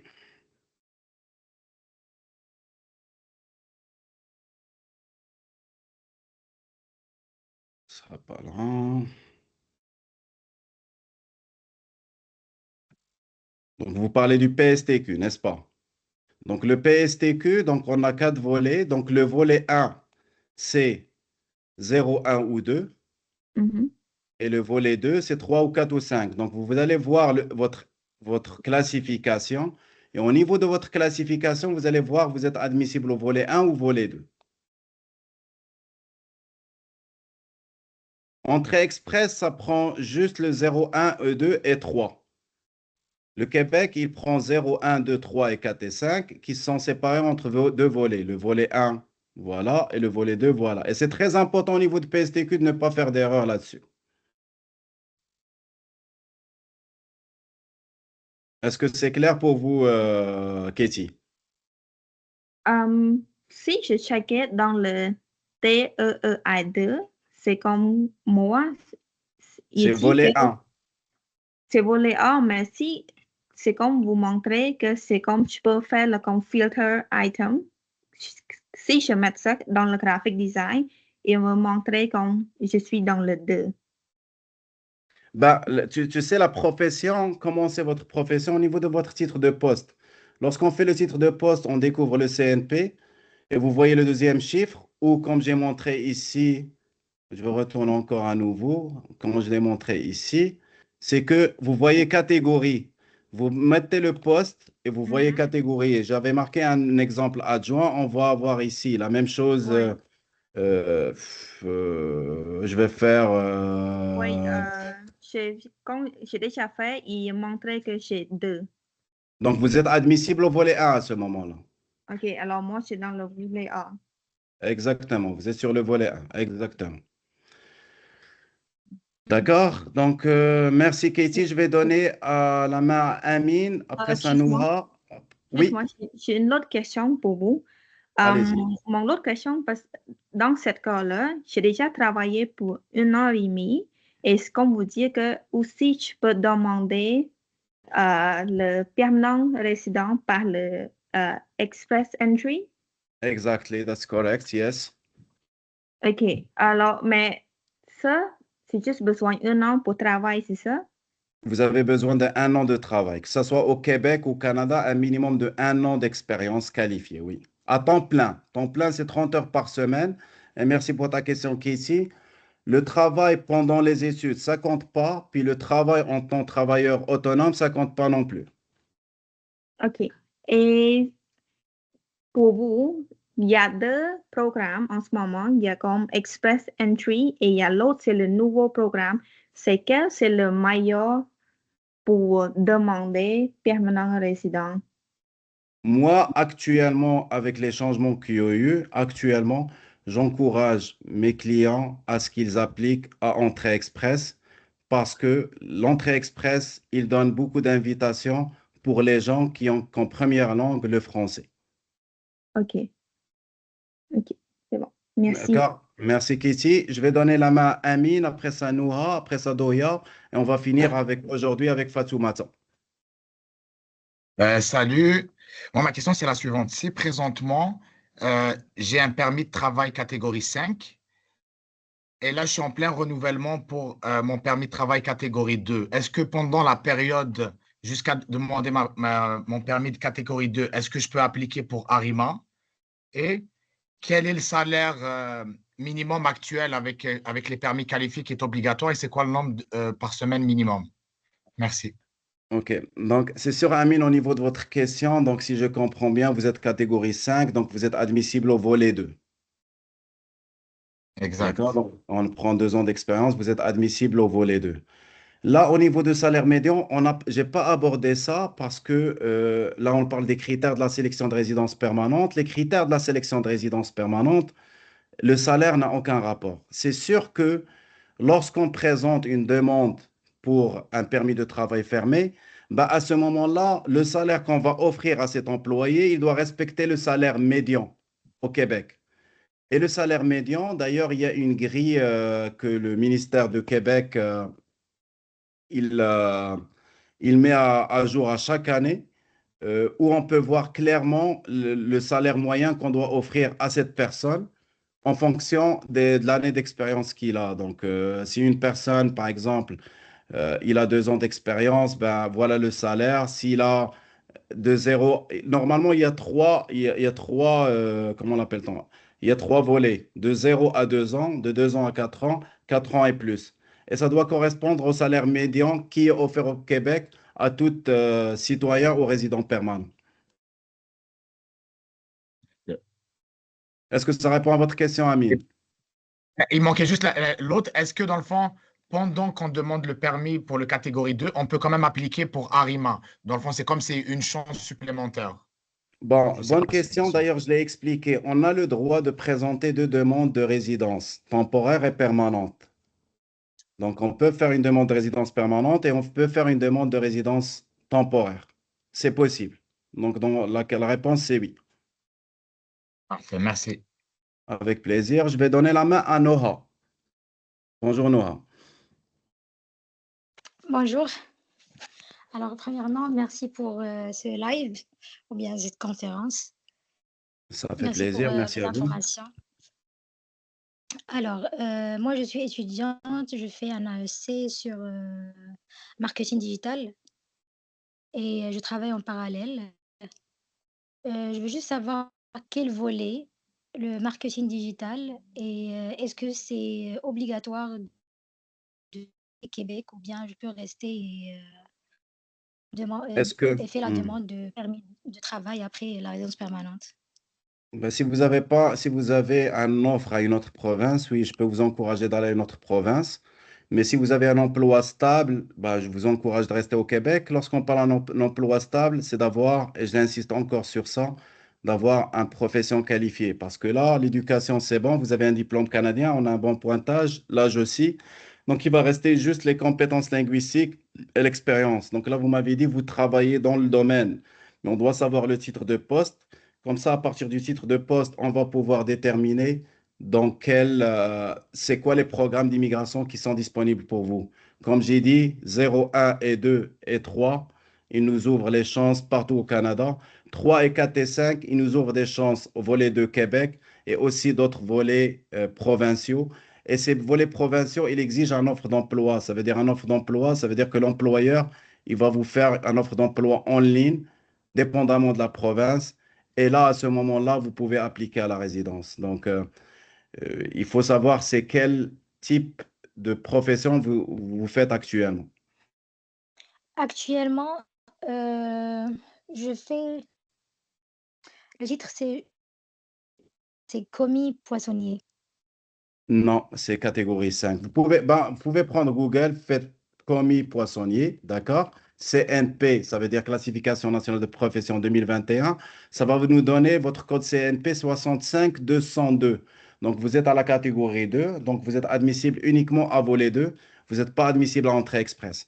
Par contre, si on augmente, on upgrade votre poste, ben, à ce moment-là, c'est un poste qui est qualifié puis qui va vous donner des chances à appliquer à la résidence permanente. Parce que même si vous avez un niveau de français élevé, mais le poste il n'est pas qualifié, ben, ça va restreindre votre chance de demander la résidence.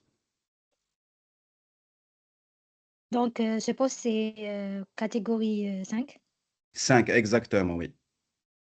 Et comme j'ai expliqué, allez-y sur Google, faites le poste et faites CNP, Classification nationale de profession 2021, parce qu'à chaque 5 ans, il sort un nouveau CNP. Il est constitué de 5 chiffres. On regarde le deuxième chiffre et là, on va voir notre poste. Sinon, vous faites CNP Canada, vous tapez le titre de poste, il va vous donner le catégorie, puis le code CNP de votre profession.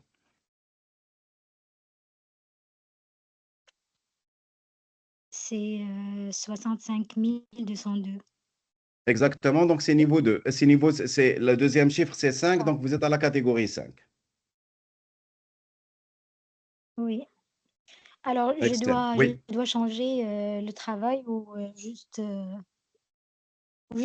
chercher un poste de travail Qualifié, en oui, je dehors vous de invite Québec. fortement. Oui, ou de trouver un offre d'emploi en dehors du Québec parce que n'oublions pas, le Québec, ils ont juste le PSTQ. D'autres provinces, j'ai pas eu la chance d'en parler parce qu'il y a beaucoup de programmes provinciaux. Il y a d'autres programmes provinciaux qui ont 4 ou 5 types de demandes de résidence. Ben, il y a certaines demandes, je vous donne un exemple, la province de Nouveau-Brunswick. Si vous avez une offre d'emploi et vous êtes dans une catégorie 4 ou 5, vous pouvez appliquer à demander la résidence permanente. Mais ça dépend des professions aussi. Donc, je ne voulais pas trop rentrer dans le détail parce que c'est des informations qui sont pas générales. Donc, c'est dépendamment du profil. Est-ce que la profession elle est en demande dans la province? Si c'est le cas, même si c'est 4 et 5, et vous avez une offre d'emploi, vous pouvez appliquer à la résidence permanente. Puis les exigences linguistiques, qui sont un peu plus bas que 7. Alors maintenant, maintenant, c'est pas le problème de province, mais ça dépend de l'offre d'emploi. Vous devez avoir une offre d'emploi dans une province avec la catégorie actuelle. Moi, je vous conseille d'avoir les chances à votre main, puis d'essayer d'avoir un poste qualifié tout simplement. 0, 1 ou 2 ou 3. 0,1, oui, ok, mais c'est quand je peux faire ça? Est-ce que c'est autant de Même avec demandes votre de employeur, permis de il peut vous travail? changer le titre de poste, il peut vous changer le poste, pas dépendamment du salaire. Donc, au lieu que vous êtes commis, il peut vous mettre superviseur commis ou assistante gérante. C'est des postes qui sont admissibles à la résidence, tout simplement. Ah, ça c'est parfait, oui, super. Mais Oh, n'oublions pas juste ça, aussi dans l'attestation de travail, on doit indiquer clairement le poste que vous faites et les tâches. Parce que lorsque vous recevez l'invitation, on doit s'assurer que vous effectuez cette profession-là. ok, d'accord. Ça marche, merci. Donc là, il va Merci rester, beaucoup. avec plaisir, il va rester Doria Younsi, Fatoumata et Kassem Kassimi. Oui, Doria. Bonjour Tariq, je vous remercie pour cette conférence d'abord. Et puis j'ai juste Merci. 2 questions. Donc ma première question concernant le PSTQ. Vous avez dit tout à l'heure qu'il faut d'abord choisir le volet avant de déposer la demande d'intérêt, la déclaration d'intérêt. Et vous avez dit que est-ce qu'il y a une confirmation qui doit se faire 1 mois après 30 jours, genre comme rejeté ou Non, du accepté? moment qu'on a l'invitation, donc on a 30 jours pour répondre. Ah, ok. On a 30 Ok. jours pour répondre, mais c'est important de déterminer le volet. C'est important de déterminer le CNP. Du moment qu'on a le CNP, on sait le volet. On n'a pas Parfait. besoin de savoir le volet. On doit savoir le CNP et on a 4 volets. Principalement, les invitations vont être données sur le volet 1 et 2 et 3. Le volet 1 et 3, c'est catégorie 0, 1, 2 et D'accord. 3. Puis le volet 2, c'est 4 et 5. Donc, c'est en fonction de votre CNP. Parfait. La catégorie TEER2, est-ce que ça veut dire catégorie 2? Exactement. Parfait. Donc, quand vous dites une offre d'emploi au Nouveau-Brunswick, catégorie 4 ou 5, ça veut dire que ça ne fait pas partie de la catégorie 2. Non, ça ne fait pas partie parce que, par exemple, Nouveau-Brunswick, ils ont 5 ou 6 programmes. Comme le Québec, ils avaient le PRTQ, ils avaient le PEC, ils avaient le travailleur autonome. Là, ils ont Mhm. enlevé tout, ils l'ont laissé un. Mais les autres provinces, ils ont plusieurs programmes. Des programmes qui sont dédiés pour des gens qui sont qualifiés, qui ont 0, 1 ou 2 ou 3. Des gens qui ont de l'expérience dans la province de Nouveau-Brunswick pendant 6 mois ou 1 an. Ou les gens qui ont une offre d'emploi dans des catégories 4 ou 5. Parfait.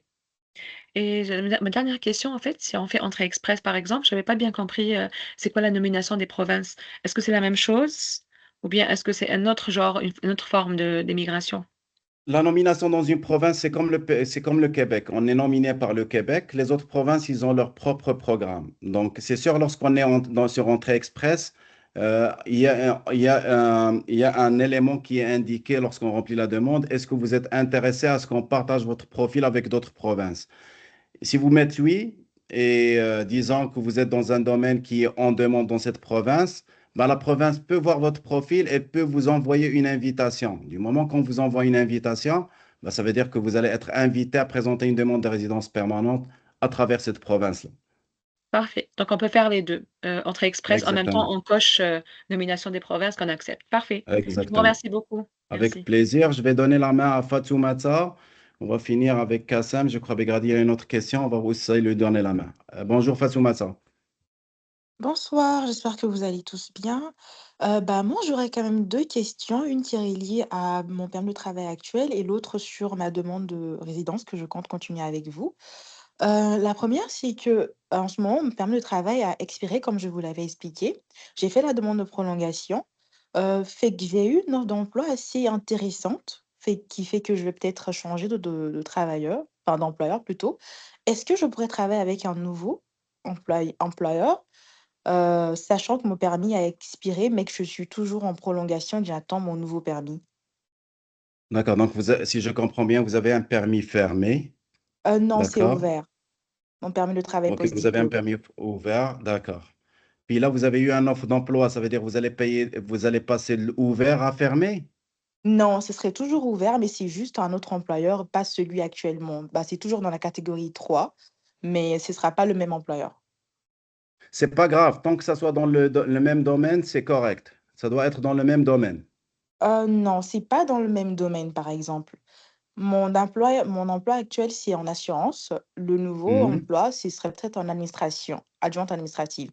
C'est la même catégorie FR, mais c'est pas du tout le même emploi. D'accord. Donc là, votre question, c'est au niveau de la... Parce que Bah, juste pour des 2. comprendre, c'est Est-ce quoi que je votre peux question? travailler avec eux, sachant que mon permis est quand même, je suis toujours sur statut implicite, et est-ce que cela aura une incidence sur ma future demande de résidence, par exemple via Entrée Express ou PTSQ? D'accord. Donc, du moment que vous envoyez votre demande de permis de travail, parce que logiquement, le permis de travail post-diplôme ne se renouvelle pas uniquement si on n'a pas eu toute la période Oui, mon cas, durant c'est laquelle on exactement aurait ça. eu. Donc, puis il y a une remarque. Donc, logiquement, lorsque vous envoyez la demande, je sais dans votre cas, vous ne pouvez pas l'envoyer en ligne. C'est le seul moyen, le permis de travail Oui, post-diplôme, si on veut effectivement. on doit l'envoyer par la poste. Oui, légalement, vous avez le droit de continuer de travailler parce que vous n'allez pas avoir la lettre. Si vous avez fait ça en ligne, bon, vous allez avoir une lettre qui vous autorise de travailler, de continuer de travailler jusqu'à la date de la prise de décision. Donc oui, vous pouvez continuer de travailler. Juste assurez-vous que votre demande elle est bien arrivée parce que des fois, ça arrive que la demande n'est pas reçue. Je vous conseille d'appeler Immigration Canada juste pour s'assurer qu'ils ont reçu votre demande. Et vous demandez votre UIC, l'identifiant client avec votre nom, puis ils vont pouvoir vous confirmer s'ils ont reçu la demande ou non. Oui, ça, je l'ai déjà fait, ils l'ont confirmé. Donc, normalement, ça, c'est bon, mais pour mon nouvel employeur, est-ce que je peux travailler avec un autre employeur sans problème? Vous avez, parce que vous devez continuer selon les mêmes conditions de votre ancien permis. Parfait. Vous avez eu un permis ouvert, donc oui, si c'était un permis fermé, à ce moment-là, non, vous ne pouvez pas continuer, sauf si vous travaillez avec l'ancien employeur ou le nouveau employeur qui vous a fait un UMT, un CAQ valide. Mais dans votre D'accord. cas, oui, parce que vous avez un permis ouvert, donc vous continuez selon les mêmes conditions. Parfait. Et pour ma demande de résidence que je compte faire avec vous, est-ce que ça aura une incidence puisque ce ne sera pas le même emploi? Ce sera plus en administration alors que mon autre emploi où j'ai travaillé en admin, c'est plus en assurance. D'accord. Il faut savoir une chose, lorsqu'on présente votre demande de résidence permanente avec Sun Life, on présente avec les éléments qu'on a actuellement. Ça veut dire qu'on va se baser sur le CNP, sur l'expérience qui est acquise. L'expérience que tu vas cumuler, elle va te donner le plus de pointage, mais la D'accord. demande va se baser sur l'expérience que vous avez déjà eue. D'accord. Parfait. Merci. Merci. Je vais donner la main à Radia.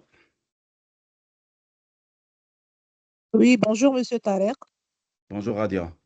Je vous remercie beaucoup pour les efforts que vous faites pour vos clients. Merci, merci Radia. S'il vous plaît, j'avais une question. Si on est admissible au PSTQ dans deux volets, comme dans mon cas, je suis éducatrice, donc mon CMP, c'est 42-202.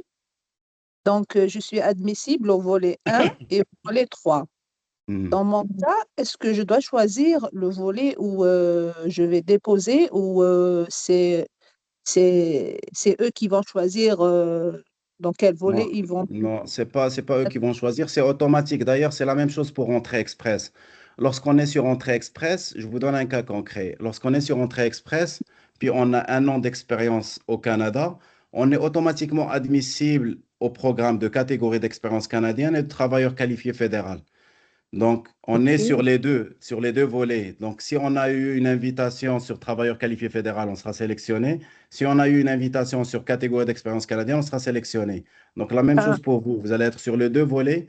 S'il y a une invitation qui sera émise, vous êtes admissible sur les deux. Donc, mais la première ok. invitation, ça va prendre le devant. Ok, très bien. Merci beaucoup. C'était ma seule question. Je vous remercie. Merci beaucoup. Donc, je crois que j'ai répondu à toutes les questions. Donc, de mon côté, je vous remercie d'avoir assisté à notre conférence aujourd'hui, en espérant organiser d'autres. Merci beaucoup. Puis à la prochaine. Merci à vous. Au revoir. Merci, Au au Merci, monsieur, revoir. juste Bye. rapidement, juste un instant, rapidement, s'il vous plaît. Bonne soirée. Merci. Merci à Très vous. rapidement, est-ce qu'on peut Oui, avoir le contact de monsieur le directeur de l'école ELC ou je ne sais pas quoi? oui, ça c'est une bonne question. Je vais juste le mettre ici. Un instant, je vais partager avec vous l'image de collège ELC. Un instant. Comme ça, les gens, ils peuvent les appeler, ils disent qu'ils sont de notre côté. Puis, comme vous avez entendu du directeur, donc il y aura une possibilité. Un instant ici, voilà.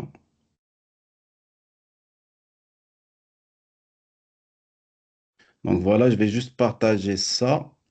Comme ça, vous allez voir. Donc ici, vous voyez Collège ELC. Donc, ils donnent des cours de langue, les tests officiels. Donc voilà. Leur emplacement, ils sont sur 600 Jean Talent à Montréal. Et voici leur numéro de téléphone.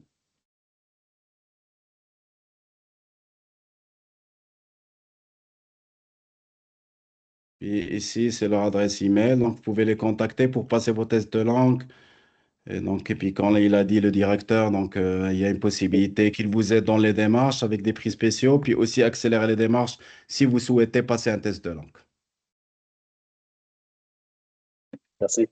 Merci à vous. Merci d'avoir participé. Puis à la prochaine. Merci. Merci, Tariq. Tariq, Au est-ce que revoir. la formation, elle est enregistrée? Oui, oui, c'est enregistré. Bonjour, Eli. C'est enregistré, Bonjour. exactement, oui. Juste, vous pouvez nous Super. envoyer un email, on va pouvoir le partager avec vous. D'accord. Hey, merci beaucoup pour la formation. C'est très intéressant. Ça fait plaisir. Bonne soirée. Merci beaucoup. Bye bye.